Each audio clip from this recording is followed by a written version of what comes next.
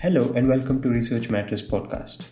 Today, we will talk about a simple yet nascent material called graphene. I'm Badrinarayan and this is Research Bites, your dose of science news. A couple of months ago, researchers from the Chalmers University of Technology made headlines when they hypothesized a futuristic heterodyne receiver.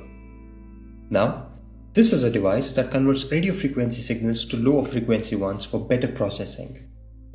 The news of the receiver spoke of increasing its bandwidth by up to 4 times using a rather interesting local oscillator made of graphene. The claim was that, according to their theoretical model, this terahertz detector had the potential to reach quantum limited operation for the important 1 to 5 terahertz spectral range used in submillimeter astronomy. The bandwidth of the receiver can exceed 20 GHz, 4 times higher than what state-of-the-art technology has to offer.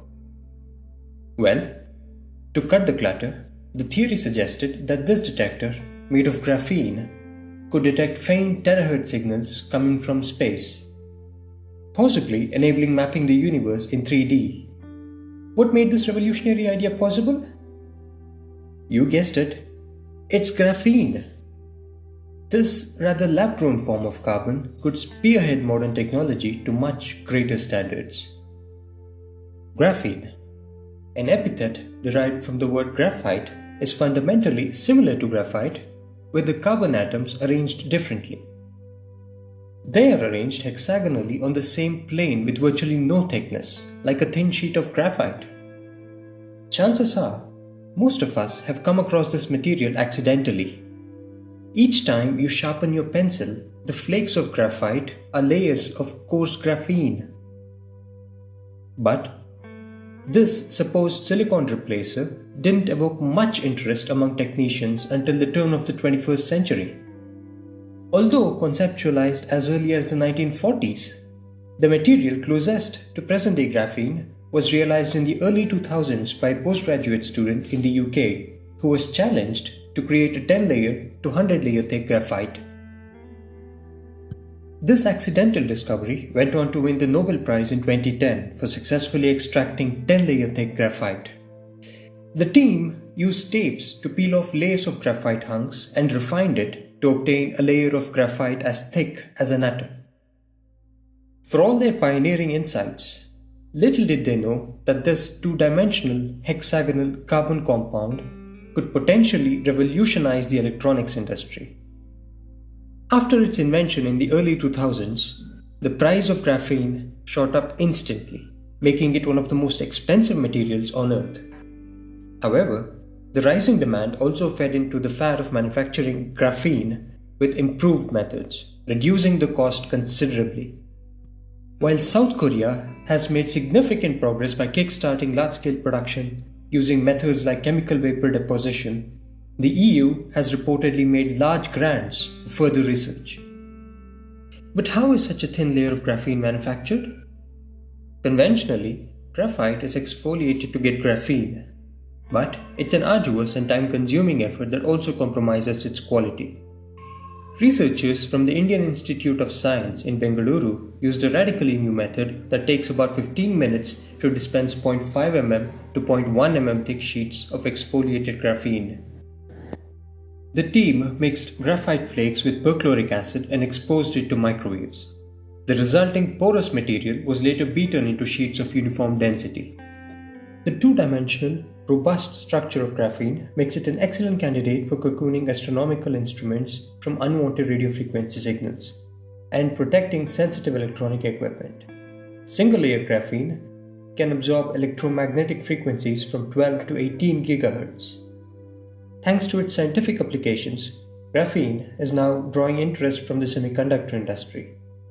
Companies like Samsung and Sony have invested heavily in nanotechnology, another very lucrative and burgeoning field of electronics, and are exploring to see if the thinness and strength of graphene could help build flexible touchscreens and transistors. Another alluring property of graphene is its ability to vibrate with extreme precision. If you're listening to this podcast on headphones, there are cones in your headphones that convert electrical energy to vibrations or sounds so you can hear me well. These cones vibrate reasonably well across the audible range of frequencies to physically reproduce the electrical impulses. But the reproduction is not perfect. In fact, it is next to impossible to convert electrical signals to mechanical ones immaculately. Now, Aura Sound is a company that has manufactured the world's first graphene headphones by harnessing the material's thinness and its strength to reproduce ultra-high fidelity audio. Should the proprietary manufacturing process go on the record, we could see many more companies transitioning from conventional metal-based cones to graphene cones that are naturally cut out for delivering precision audio. Graphene's applications are so versatile that the field of medicine is not far behind in getting on the graphene train. The physical properties of graphene could potentially interface between neurons and treat neurological diseases, claims Assistant Professor Ji Yang from Carnegie Mellon University. The material is so thin that its single-layered structure allows 98% of light to pass through. The multi-layered graphite, in comparison, absorbs almost all the light. This transparency enables technicians to optically visualize and map the electrochemical exchanges between neurons to treat patients suffering from neurodegenerative diseases. Since graphene also has high electrical conductivity, it can be used to make sensitive electrical recordings in the brain. But is graphene safe to be inside our body? A clinical study of graphene's interaction with neurons empirically bolstered its compatibility inside human body. The extreme thinness of graphene allows for a high surface-to-volume ratio, and when coupled with its high electrical conductivity, it is well suited to be the perfect supercapacitor that can store incredibly large amount of electric charge. A graphene-based supercapacitor can deliver electric charge faster than conventional batteries. Imagine injecting graphene-powered devices to monitor our hormones and other fluids in the body without having to replace the batteries. Oh, and graphene can also replace conventional lithium-based batteries that power your phones and laptops. It could also be used in electric vehicles and portable electronics where batteries are getting bigger and charging times are increasingly shortening. Interestingly, considering that India alone is estimated to possess 30% of electric vehicles in the world by the next decade, it is a no-brainer for startups looking out for investment options in the automotive industry. When I spoke to Professor Nirmalya Ballav, a senior scientist at the International Institute for Social and Economic Reforms, this is what he had to say.